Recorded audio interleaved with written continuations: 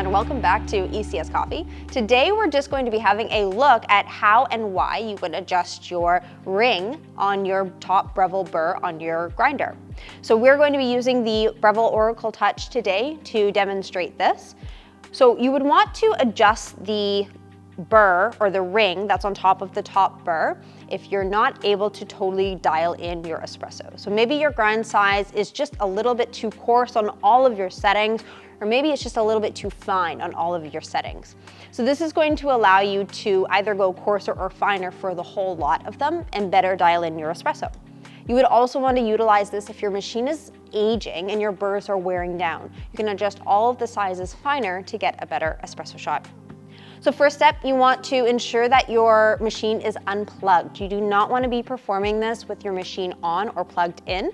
You will run the risk of damaging your fingers or damaging the machine. You want to also make sure that you have a cloth handy to help you grip onto the burr to remove it. First step is going to remove the hopper. So Breville hoppers can be removed with the beans in them, so it doesn't matter if your hopper is full. You'll just need to unlock the hopper by turning the knob that's inside and removing it. You're going to have a few beans that are stuck in the top burr, so you can just scoop those out with your hand to not waste beans. And then the remaining ones you'll just want to vacuum out.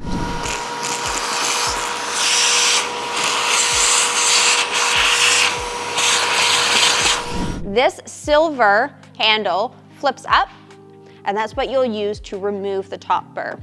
So our arrow is pointed right at lock, which means that our burr set is locked into place.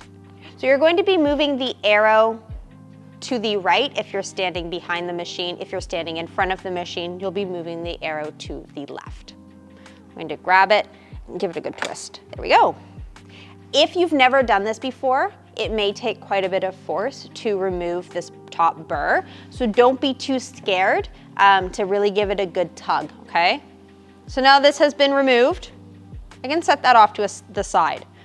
This is a good time to maybe clean out the cone burr that's in your machine as well. All you need to do is take an unfolded paper clip and get in to the sides of the burr. We've recently cleaned ours out, so it's not looking too bad, but there will be grinds all around this black area, and that can lead to clogging in the grinder. It can also lead to kind of okay tasting espresso. So you want to clear that away. See how I'm loosening these grinds here. And then you'll grab your vacuum and suck up the excess and loosened grinds.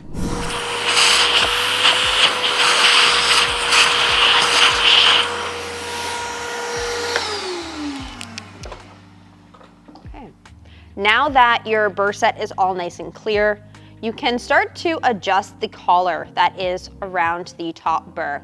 So ours is on 6. You'll have a red dot that's indicating the number that you are on.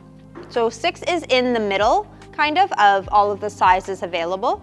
And there will be an arrow with the word fine and an arrow with the word coarse, indicating which way you need to turn to make those adjustments. So I'm going to turn ours finer. So I'm going to turn it, first I need to remove the silver metal handle here. So you're just going to need to pull it out from the side.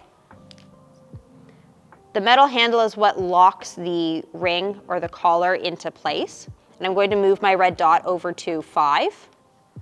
If I wanted to go even finer, I could move to 4. But I would recommend only moving one number at a time. If you make too big of an adjustment, you could have some difficulty dialing in your espresso. It's always better to just move one number or one thing at a time. If I wanted to save my settings here, I'm just going to reinsert my silver handle into the holes that are on the side. And then I'm going to insert it back into the grinder. So I'm going to start with the arrow over by a line. I'm going to take the silver handle with my rag and my 2 fingers and my hands and just turn it all the way over until you feel it and hear it click. And now your burrs have been adjusted. So all the grind sizes that are available on this machine are all now finer. I can now lock my hopper back into place.